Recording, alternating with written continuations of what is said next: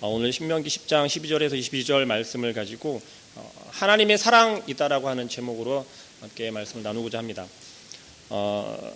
신명기를 이야기를 하면요, 일단 모세오경을 이야기를 해야 될 것 같아요. 근데 모세오경을 전부 다 이야기하기에는 시간이 너무 촉박하고요. 간단하게 신명기에 대해서만 이야기를 할게요. 모세오경이 어디서부터 어디까지는 다 아시죠? 창세기서부터 시작해서 신명기까지 5권으로 되어진 역사책이라고 보시면 됩니다. 그게 역사책인데요. 그 중에 이 5가지의 역사책을 모세오경이다라고 이야기를 해요. 근데 모세오경이다라고 이야기를 하면서 이거를 또 토라라고도 이야기를 합니다. 토라는 이제 율법을 이야기를 하는 거잖아요. 다시 말하면 모세오경은 이스라엘 백성들이 지켜야 했던 어떤 율법에 대해서 이야기를 하고 있습니다. 그 중에 중심이 되는 게 바로 오늘 신명기이거든요. 신명기는 모세오경 중에 가장 뒤에 있는 마지막 책입니다. 앞에 나와 있는 4권의 책하고는 약간 성격이 조금 달라요. 그런데 그 신명기 중에 오늘은 특히나 하나님의 성품, 신명기가 이야기를 하고 있는 하나님의 이제 본질이 있는데 그 중에 하나님의 성품에 대해서 많이 잘 나타나 있거든요. 그 중에서 제가 나누고자 하는 것은 오늘 제목처럼 하나님의 사랑에 대한 이야기입니다. 하나님의 사랑에 대해서 저희가 나누고 싶은데요. 신명기가 모든 성경들 중에서 가장 중요한 계명이다라고 할 수 있는, 자, 여러분들이 생각하는 하나님의 계명 중에서 가장 중요한 게 뭐죠? 지금 구약을 하고 있으니까 아마 구약에 입각해서 생각들을 하실 것 같은데요. 제일 큰 게 뭐죠? 네, 속으로 다 말씀하시는 걸 제가 들었습니다. 그런데 신약에 와서 이야기를 하는 걸 보면요, 하나님의 계명 중에 가장 큰 것은, 중요한 것은 사랑이다라고 이야기를 하고 있습니다. 다시 말하면 신명기에서는 율법에 대해서 지켜야 할 규율에 대해서 이야기를 하고 있지만 그 전에 가장 먼저 우리가 지켜야 하고 강조하고 있는 건 바로 사랑이다라는 것이죠. 그 사랑도 다른 것이 아니라 바로 하나님께서 하나님이 우리를 향한 사랑이 신명기를 통해서 우리에게 나타나고 있어요. 사랑이다라고 이야기를 하는 것이 구체적으로 내가 너를 사랑하기 때문에 어떻게 하고 내가 어떻게 너를 그렇게 나타나는 것이 아니라 신명기에서 이야기를 하고 있는 것은 율법적인 모세를 통해서 이스라엘 백성에게 말씀하셨고 나타나셨던 그러한 어떤 현현적인 그런 말씀하셨던 그러한 부분들로 이야기를 하고 있습니다. 신명기 지금 오늘 본문 읽은 10장 12절에서 22절까지의 말씀은 뭐냐면 여호와 하나님께서 이스라엘 백성들에게 요구하시는 것들에 대해서 몇몇 가지 이야기를 하고 있습니다. 그런데 그 중에서 우리가 집중해서 생각해 보아야 할 건 뭐냐면 하나님의 언약에 대한 이야기예요. 하나님의 사랑과 하나님의 언약은 도대체 어떤 연관성이 있을까라고 한번 생각을 해보았으면 좋겠습니다. 하나님이 이스라엘 백성을 선택한 것이 여러분들은 어떤 것이다라고 생각을 하나요? 이런 거 있잖아요. 하나님께서 왜 이스라엘 백성들에게 그렇게 하실까? 왜 하나님께서는 이스라엘 백성을 더 특별하게 생각하실까라고 하는 부분, 그런 생각 혹시 안 해보셨나요?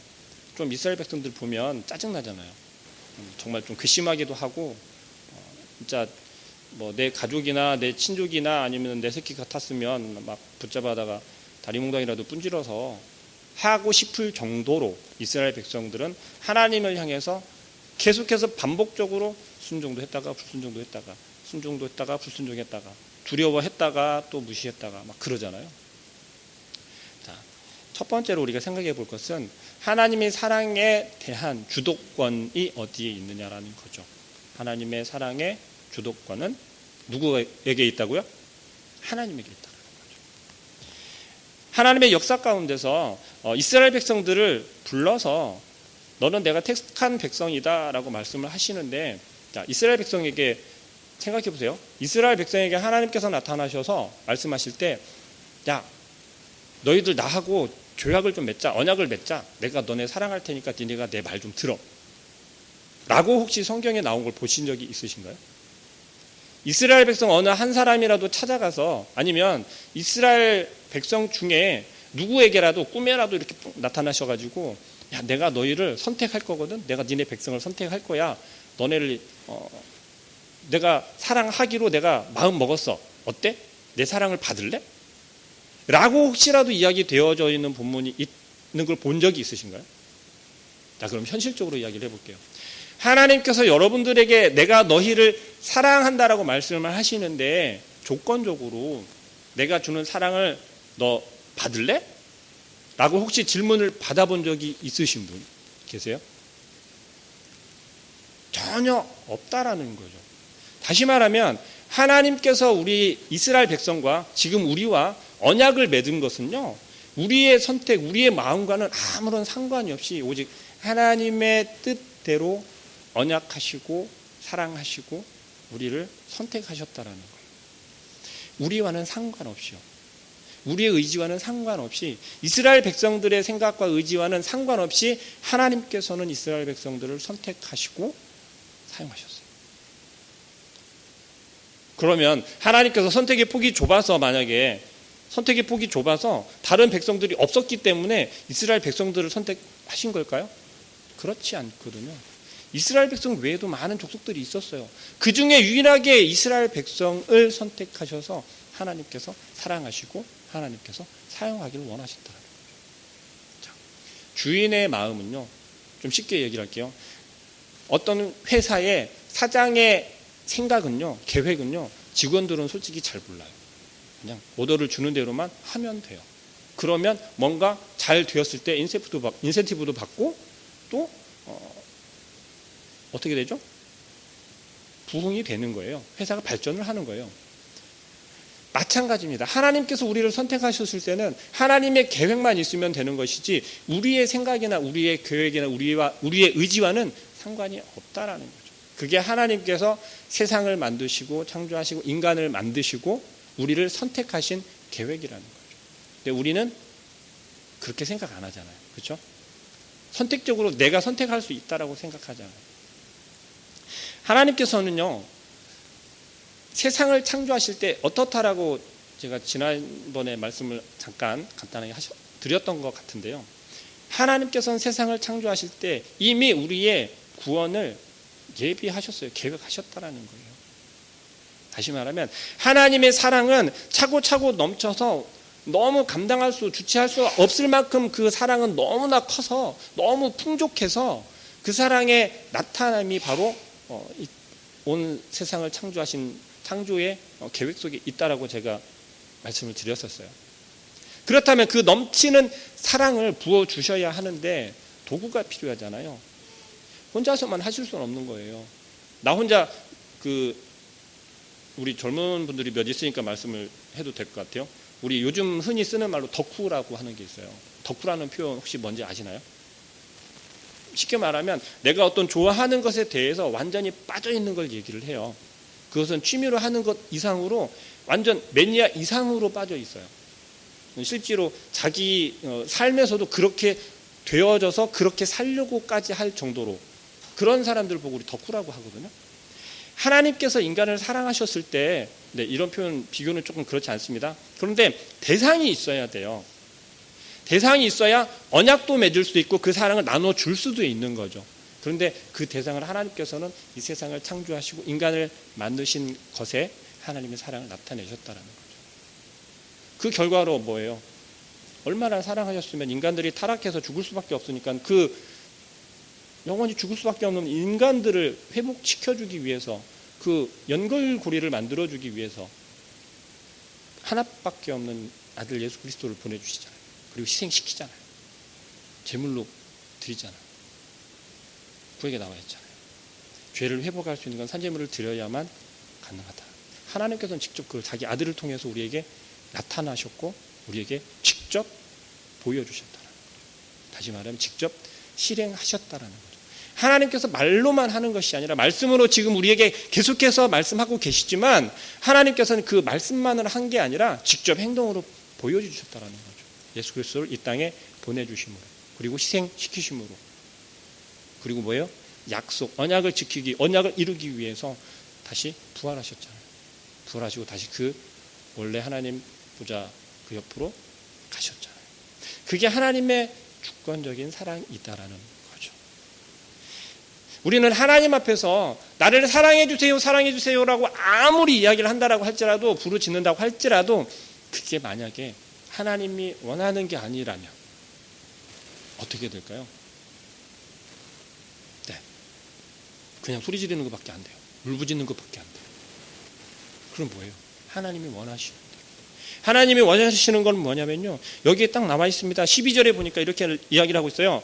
이스라엘아, 내 하나님 여호와께서 내게 요구하는 것이 무엇이냐, 곧 내 하나님 여호와를 경외하여 라고 이야기를 합니다. 경외한다라는 게 도대체 뭘까요? 경외한다라고 하는 것은요, 그냥 겸손한 마음과 내 마음 정성을 이렇게 억누르고 가다듬어서 우리가 어른을 공경하는 것처럼 그러한 마음으로 하나님을 예배하는 것이 경외하는 걸까요? 그렇게 하나님 앞에 나오는 것이 경외하는 걸까요? 경외한다라고 하는 이 표현은요, 하나님을 두려워하는 마음도 있고요, 두려워하는 마음이 있어야 해요. 근데 그 안에 다시 사랑하는 마음도 있어야 해요. 다시 순종하는 마음도 있어야 해요. 우리가 하나님의 사랑에 대해서, 하나님의 말씀에 대해서, 하나님의 언약에 대해서 우리가 생각할 때 이런 이야기 많이 들었을 겁니다. 하나님 말씀에 순종해야지. 이스라엘 백성이 순종하지 않았기 때문에, 불순종했기 때문에 광야 40년 생활을 살았잖아. 맞습니다. 맞아요. 그런데 거기에서 빠진 게 뭐였냐면 바로 이 여호와를 경외하는 마음이었어요. 신명기에서 모세가, 이게 신명기가 마지막 장에 되어 있는 게 뭐냐면, 이스라엘 백성이 지금 요단강을 건너가기 전에 이스라엘 백성들에게 모세가 한 설교의 3편이 여기에 다 들어가 있는 거예요. 근데 그 설교 3편이라고 하는 게 지금 우리가 하는 것처럼 이러한 설교가 아니라 현실적으로 이스라엘 백성들이 어떻게 하나님을 경외해야 되고 하나님의 말씀에 순종해야 되며 그 율법을 지키고 행해야 되는지를 모세가 이스라엘 백성들에게 쫙 이야기를 한 거예요. 다시 말하면 2017년 뿌리교회 표가 뭐죠? 네, 예수를 본받아 다음 세대의 본이 되는 교회예요. 지금 신명기가요 이야기를 하고 있는 것은, 모세가 이스라엘 백성에게 이야기를 하는 것은 바로 이거란 말이에요. 다음 세대들에게 어떻게 하나님의 말씀에 순종하고 어떻게 하나님을 여호와를 경외하며 살아야 하는지를 지금 세대들에게 알려주고 그것을 자녀들에게, 다음 세대에게 가르치라고 지금 설교하고 있다라는 거죠. 그게 신명기의 전체적인 내용이에요. 그중에 오늘 제가 여러분들과 나누고자 하는 이 말씀은 바로 그 사랑에 대한 거라는 거죠. 하나님께서 우리를 선택하셨을 때는 내 마음이 아니라 내가 하나님, 저는 하나님의 사랑 중에 A라고 하는 것만 받을게요. 저는요 하나님의 사랑 중에 그 B 부분에 해당하는 것만 제가 받을게요 라는 게 아니라, 하나님이 주시는 대로 우리의 필요에 따라서 우리에게 알맞는 옷을 입혀주시듯이 하나님의 사랑도 우리에게 그렇게 입혀주기를, 그렇게 주시기를 원한다라는 거예요. 그게 하나님께서 우리와 맺은 언약이고, 그게 하나님께서 우리에게 주시는 사랑이다라고 하는 거죠. 하나님께서 우리에게 사랑을 베풀어 주시고 언약을, 지금 본문에 나오는 것처럼 언약을 맺으신 건 1대1의 그 언약 관계만을 이야기하는 것이 아니에요. 하나님께서 저와 이 모세라고 하는 사람과 하나님께서 언약을 맺으셨는데, 그 언약을 맺으실 때는 어떠한 것까지 생각을 하고 계시냐면, 나를 통한 내 옆에 있는 사람들을 감안하고 언약을 맺으세요. 다시 말하면 나 하나가 공동체의 중심으로 만들기 위해서 하나님께서는 나와 언약을 맺으신다라는 거죠.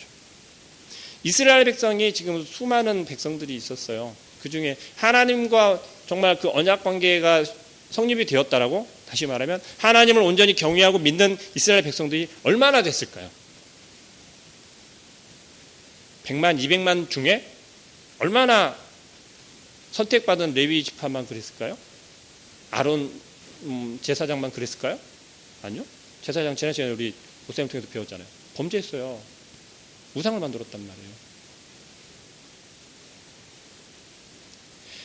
하나님께서 이스라엘 백성을 선택하셨기 때문에 받은 특혜는 뭐냐면요, 계속해서 반복적으로 용서해 주세요. 이스라엘 백성을 계속해서 불순종하고 하나님의 말씀을 믿지 않고 심지어는 지금 우상까지 만들었단 말이에요. 그런데도 불구하고 하나님께서는 당신이 선택하시고 당신의 사랑을 부어주, 그리고 당신이 사용하기로 하신, 하나님께서 도구로 사용하기를 원하셨던 이스라엘 백성들이 다시금 계속 그 사랑으로 회복되고 하나님의 말씀에 순종하기를 원하시면서 계속해서 반복적으로 용서해 주세요. 전 그게 조금 신기했어요. 의아하기도 했었어요. 네. 저가 하나님을 인격적으로 살짝 만나고 다시 세상 삶 속에서 막 살고 그러다가 정말 단단히 이제 만나고 그리고서 돌아오기 전까지는 이스라엘 백성들처럼 사실은 그랬어요. 저를 보는 것 같았어요. 사실은 이스라엘 백성들을 보면서 한편으로는 위로도 받았어요. 아, 저래도 되는구나. 이스라엘 백성도 용서해 주시니까 라고 하는 아주 얕은 성경 지식을 가지고 그랬었어요. 결국 지금 여기 서 있습니다. 이게 하나님의 은혜이신 것 같아요. 근데 이스라엘 백성 마찬가지인 거예요. 반복해서 계속해서 하나님을 불순종합니다. 하나님 말씀에 순종하지 않아요. 그런데도 불구하고 계속해서 회복시켜 주신 이유는 뭘까요? 이유는 뭘까요? 하나님 사랑의 주도권이요. 말씀드렸잖아요. 하나님의 사랑의 주도권은 누구에게 있다? 하나님에게. 하나님 마음인 거예요. 하나님이 그 백성들을 사랑하고 싶으시기 때문에, 사용하고 싶기 때문에 계속해서 용서해 주시고 잘못을 했어도 회복시켜 주시는 거였어요. 하나님께서는 내가 널 사랑해, 우리 흔히 그러잖아요. 인사로 많이 하잖아요. 저가 사실은 유치부 이렇게 막 사랑합니다라고 인사하고 그러거든요. 사랑합니다, 사랑합니다. 그런데 이걸 처음에 할 때 그랬어요. 사랑하는 마음이 생겼으면 좋겠습니다라고 하는 마음에 인사를 사랑합니다라고 했어요. 제가 이 앞전 사역지에서 중등부를 했었는데 중등부하고도 그렇게 했어요. 이게요, 입 밖으로 내뱉기 전에는요 익숙해지지 않아요. 입 밖으로 사랑합니다, 사랑합니다라고 하는 말을 하잖아요. 일주일에 한 번씩이라도 하잖아요. 그러면 이게 한 달이 가고 석 달이 가고 반년이 가고 1년이 가잖아요. 그러면 사랑합니다 인사하는 게 어색하지 않아요. 자연스럽게 인사할 수 있게 돼요. 처음에는 입도 안 떼고 막 쳐다보고 웃고 막 몸둘 바를 몰랐고 막 이렇게 했던 녀석들이요, 자, 우리 인사합시다, 사랑합니다 하면 인사합니다. 자, 순서대로 갈게요. 오른쪽 왼쪽 하면 얼굴 쳐다보면서 사랑합니다 해요. 이렇게 익숙해지면 그렇게 된다는 거예요. 자, 그런데 그것만 과연 익숙해질까요? 아니면 마음속에서도 조금은 그러한 마음이 생길까요? 제 생각에는 마음에도 그러한 마음 조금은 생길 거다라고 생각을 해요. 왜냐하면 저가 그랬거든요. 저가 아이들을 굉장히 사랑할 것 같나요? 딱 보기에 아이들하고 굉장히 잘 어울릴 것 같나요? 감사합니다. 네, 저희 부장님이세요. 네. 처음에 제가 유치부를 한다고 했을 때 주변에 있는 사람들이 안 믿었어요. 너는 뭐 형은 얼굴만 봐도 애들이 다 울게 생겼는데 어떻게 유치부를 하냐고 막 그랬어요. 인상도 진짜 지금 굉장히 선해진 겁니다. 네. 근데 그게 되더라는 거예요. 나부터가 먼저 변하게 되더라는 거예요. 자, 거기에 하나님의 사랑이 들어왔습니다. 어떻게 변할까요? 그 사람이 어떻게 변할까요? 누가 봐도 예뻐 보이는 거예요. 사랑스러워 보이는 거예요. 다시 말하면 내가 사랑한다 이야기를 해서 내가 그 사람을 사랑하는 마음이 생기는 것도 중요하지만 내가 그렇게 사랑합니다 말하면서 내가 변하는 것으로 나타난다라는 거예요. 누구를 통해서? 하나님의 사랑을 통해서. 우리는요 잘못 생각하고 있어요. 내가 뭔가를 자꾸 하려고 해요. 내가 변해서 내가 어떻게 되려고 하고 내가 변화시키려고 한다니까요. 하지만 하나님이 요구하시는 건 그게 아니라 딱 하나 있어요. 여호와 하나님을 경외하면 그 마음으로 내가 공동체에게 옆에 있는 사람들에게 행하면, 실천하면, 말하면 나타내겠다라는 거예요. 그게 하나님이 인간 우리와 맺은 언약의 사랑 조건이었어요. 그게 하나님의 사랑의 주도권이라는 거예요. 우리는 아직도 내가 사랑하려고 해요. 우리가 자꾸 하려고 하잖아요. 이스라엘 백성들 마찬가지였어요. 정말 조금 어렵고 정말 막다른 길에 딱 닥쳤을 때 그때 누구를 찾죠? 여호와를 찾았습니다. 근데 어때요? 상황이 조금만 풀리면 고삐 풀린 망아지예요. 자기들끼리 막 해요. 자기들끼리 그냥 모세를 우상화 시켰어요. 사실은. 네. 조금만 어려움만 있어도 모세를 찾았어요. 근데 모세를 찾았던 이스라엘 백성이 어떤 마음이었을까요? 정말 모세를 통해서 여호와를 부르기 위해서, 여호와를 만나기 위해서, 여호와의 도움을 청하기 위해서 모세를 불렀을까요? 아니요. 제 생각엔 그렇지 않아요. 이스라엘 백성들이 모세를 찾았던 거는요, 그게 아니라 모세를 우상화했던 거예요. 신천지가 이만희를 찾는 거랑 별반 차이가 없어요. 그렇게 얘기를 하잖아요. 제 생각에는 그래요. 제게 보이는 말씀은 그래요. 그렇기 때문에 이스라엘 백성은 끊임없이 하나님으로부터의 사랑을 계속해서 받고 체험되고 하지만 깨닫지 못해요. 결국 어떻게 됐어요? 40년 광야 생활하죠. 하나님께서 우리와 맺은 그 언약에는요, 또 한 가지 조건이 있습니다. 그게 뭐냐면, 두 번째, 사랑의 의무가 있어요. 사랑의 의무. 자, 우리 의무라고 하면 주권국가에서 가지고 있는 국민들이 가지고 있는 몇 가지 주권들 있잖아요. 그거 다 잊어먹었는데, 권리와 자유와 의무가 있어요. 그렇죠? 근데 권리는 뭐죠? 권리는 내가 배우고 잘 살아가고 뭐 그런 거라고 해요. 다 잊어먹네요. 그리고 자유는 뭐죠? 우리 종교를 누릴 수 있고 등등의 자유들이 있잖아요. 이야기하고 있는. 그럼 의무는 뭘까요? 잘 안 들려요. 그렇죠. 세금 내고 그런 거 있잖아요. 자, 그러면 하나님께서 요구하시는 사랑의 의무란 도대체 뭘까요? 세금을 내야 될까요? 받은 사랑에 대한 세금을 내야 되나요? 설마 그래서 11조를 내야 된다거나 감사헌금을 해야 되고 제물을 드려야 되고 제사를 드려야 되고 그런 생각을 혹시라도 하셨다면 그거 아닙니다. 그거 아니에요. 하나님께서 요구하시는 사랑의 의무는 뭐냐면요, 하나님께서 우리에게 주셨잖아요. 그럼 다시 우리를 통해서 하나님께서 즐거움을 받으셔야 된다. 다시 말하면 하나님께서 다시 기뻐 받으셔야 된다. 기뻐하셔야 된다는 거예요. 우리 기도할 때 그렇게 많이 하잖아요. 하나님 기뻐하시는 예배 되게 해주세요. 하나님 기뻐하시는 삶이 되게 해주세요. 그런 선택이 되게 해주세요. 라고 우리 많이 이야기하잖아요. 자, 그러면 다시 한번 생각해 보게요. 하나님이 기뻐하시는 기도가 뭘까요?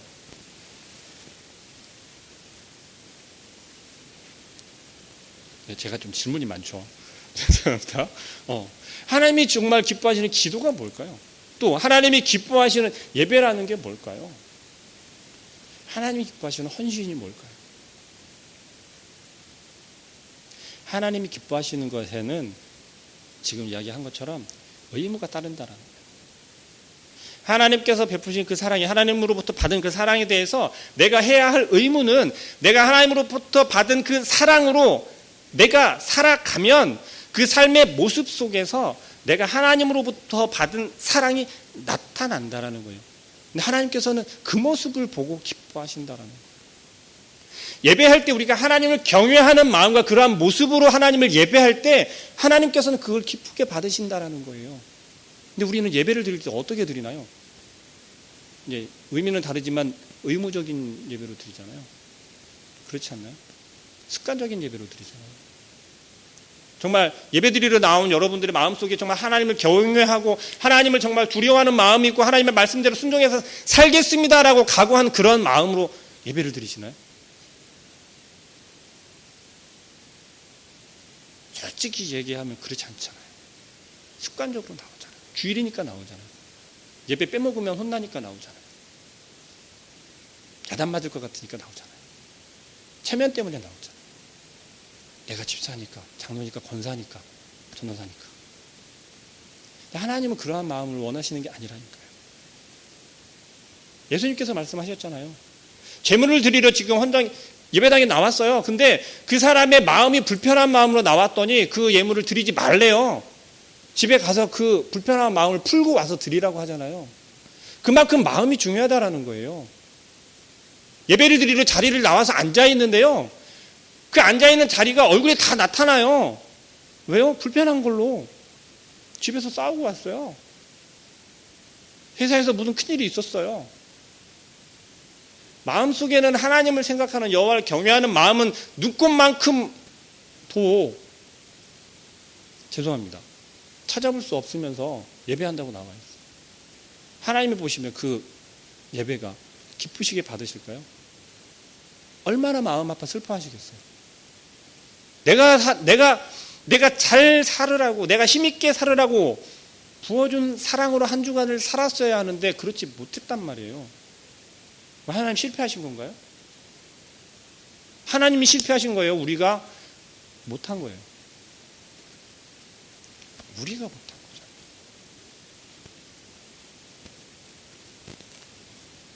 우리는 하나님으로부터 받은 그 사랑에 대해서 내가 그 사랑으로 살아가야 할 의무가 있다라는 거예요. 하나님께서 우리에게 말씀만으로 한 게 아니라 직접적으로 우리에게 나타나서 몸소 보여주셨던 것처럼 우리가 받은 사랑으로 살아가야 한다는 거예요. 자, 12절 그 후절 말씀입니다. 그의 모든 도를 행하고 그를 사랑하며 마음을 다하고 뜻을 다하여 내 하나님 여호와를 섬기고 라고 돼요. 모세가 이스라엘 백성들을 향해서 얼마나 간절한 마음으로 이 설교를 했을까 한번 상상을 해보세요. 하나님으로부터 받은 그 마음을 모세는요 정말 간절한 마음으로 이스라엘 백성들에게 설교했을 거예요. 이게 모세가 죽기 전에 마지막으로 한 설교거든요. 준비시키는 거예요. 모세가 바라볼 때 얼마나 답답하겠어요. 안타깝겠어요. 우리는 하나님으로부터 받은 그 사랑이 우리의 삶에서 나타날 수 있도록 잃어버리지 않고 꼭 기억하며 살아가는 우리 모두의 삶이 되었으면 좋겠습니다. 할렐루야. 하나님께서 우리에게 요구하시는 많은 것들 중에 제일로 친다고 하는 게 하나님의 사랑이다라고 제가 말씀을 드렸어요. 그 사랑은 언약 관계를 통해서 우리에게 정말 충만하게 부어주신다는 거죠. 그 언약은 하나님의 주권 하에 있다는 거. 우리가 선택하는 게 아니라 하나님께서 우리를 선택하시다. 우리의 삶에서 많은 사람들이 있고 많은 환경들이 있을 거예요. 근데요, 우리가 크거나 막 대단한 걸 생각들을 많이 해요. 교회에서 뭔가를 한다라고 했을 때, 교회에서 구제한다거나 헌신한다거나 봉사한다라고 했을 때 정말 많고 큰 것들을 생각들을 해요. 그렇지 않거든요. 정말 가까이 있다는 거. 혹시 여러분 아세요? 그 새벽마다 여기를 쭉 다니시면서 빈박스 이렇게 걷어가시는 분이 계세요. 근데 그분이 저는 혼자 하시는 줄 알았더니 어머니하고 아이도 하나 있더라고요. 몇 번 봤어요. 근데 저도 죄송하지만 그분을 보면서 정말 그날 추운 날이었는데 제가 뭔가를 이렇게 따뜻한 거 있거나 그러면 드리고 싶은 마음이 있었는데 안 됐어요. 제 마음 속에서 어떤 생각이 들었냐면 막 갈등했어요. 하나님, 제가 이거를 도와드리는 게 맞죠? 근데 날이 추우니까 그냥 갈 수밖에 없는 거예요. 혼자 있는 것도 아니고 하니까. 우리 마음속에는 이런 것들로 계속해서 갈등하며 살아간다니까요. 우리 옆집에 누가 사는지 혹시 여기는 참 잘 아시는 것 같더라고요. 이 질문 하면 안 되겠다. 우리 아파트 동네에 정말 어려운 분이 계시는데 그거를 이렇게 잘 파악하고 혹은 도와드리거나 아니면 어떤 방법을 찾거나 그러한 것에 동참하시는 분이 계시다면 참 감사합니다. 저도 그렇게는 못하고 있으나 전 살짝 전에 그랬어요. 노숙자들을 도와주는 걸 좀 부정적으로 생각했었어요. 한동안. 왜냐하면 제가 좀 이렇게 고약하게 살았었기 때문에 그래요. 그냥 냉정하게 얘기하자면 막 이렇게 던져지면서 그렇게 막 사회생활을 했었어요. 그러다 보니까 그런 경험들이 있다 보니까 이 세상에는 우리나라에는 못할 일이 없어요. 네. 그러니까 쉽게 말하면 경제활동을 못할 게 없다라는 거예요. 놀지 않아도 된다라는 거예요. 어디를 가도 일을 할 수 있다라는 거예요. 그런데 사지 멀쩡하고 정신 멀쩡한 사람들이 노숙을 하고 있어요. 그들의 머릿속에는 어떤 생각이 있을까요? 내가 노숙을 할지언정 편한 거예요. 보기에 좋은 거, 그런 것만 찾아요. 우리에게 다시 한번 적용을 시켜보게요. 생각을 해보시게요. 하나님이 정말 원하시는 게 뭘까요? 다른 사람들이 보기에 좋아 보이는 거, 체면, 그럴듯해 보이는 거, 그것을 실천하고 그것으로 구제를 하고 그것으로 도움을 주는 게 진정 하나님이 기뻐하시는 구제이고 도움일까요? 아니면 그렇지 않더라고 하더라도 우리가 정말 마음이 가고 우리 눈에 보이고 하나님 정말 이걸 원하시는 가보다라고 하는 감동을 주시는 것을 쫓아가는 게 진정한 교회가 해야 할 구제이고 봉사이고 헌신일까요? 전 교회는 하나님이 기뻐하시는 게 무엇인지 먼저 구하고 하나님으로부터 받은 그 사랑의 의무를 행하는 그러한 구제를, 다시 말하면 사랑의 나눔인 거예요. 그런 사랑의 나눔을 실천하는 우리 모든 성도님들이 되었으면 정말 좋겠습니다. 오늘 이 시간에 말씀을 정리할게요. 하나님께서 우리에게 주신 것은요, 언약으로 주셨어요. 우리를 선택하신 게 하나님의 언약이에요. 정말 하나님 주도적인 언약이세요. 하나님 마음대로 맺은 언약이에요. 하지만 그 언약 속에는 하나님의 정말 넘쳐나고 그 풍성한 사랑이 들어있다라는 거죠. 사랑의 언약이기 때문에 그렇습니다. 사랑의 표현으로 우리와 맺은 언약이기 때문에 그럽니다. 그러면 그 받은 사랑을 우리는 어떻게 해요? 받은 사랑에 실천을 해야 된다는 거죠. 말로만 하는 것이 아니라요. 하나님께서 직접 우리에게 보여주신 것처럼, 예수님은 더 많이 보여주셨잖아요. 직접 찾아가고 함께하고 그리고 자기 목숨을 주시기까지. 우리가 남을 위해서 죽을 정도로는 못하잖아요. 그렇다면 그렇게는 못하더라도 내 손을 조금 더럽힌다 할지라도 내 옷이 좀 더러워진다 할지라도 내가 받은 사랑을 나눌 수 있으면 필요하다면 우리가 나누어줘야죠. 실천해야죠. 그러한 우리 포리교회 성도님들의 삶이 되기를 소원합니다. 우리 함께 기도하겠습니다. 사랑하는 하나님, 하나님께서 우리에게 부어주신 그 사랑은 언약적인 사랑이고 또한 하나님이 기뻐 받으시길 원하며 하나님께서 주신 그 사랑으로 우리가 살아가길 원하는 그러한 언약이며 또한 사랑인 줄을 믿습니다. 우리가 하나님께 받은 그 넘치는 사랑을 통하여서 한 주간을 살아가게 하시고 하루를 살아가게 하시며 우리의 삶 속에 온전히 그 받은 사랑을 나타내는 삶을 살게 하여 주시옵소서.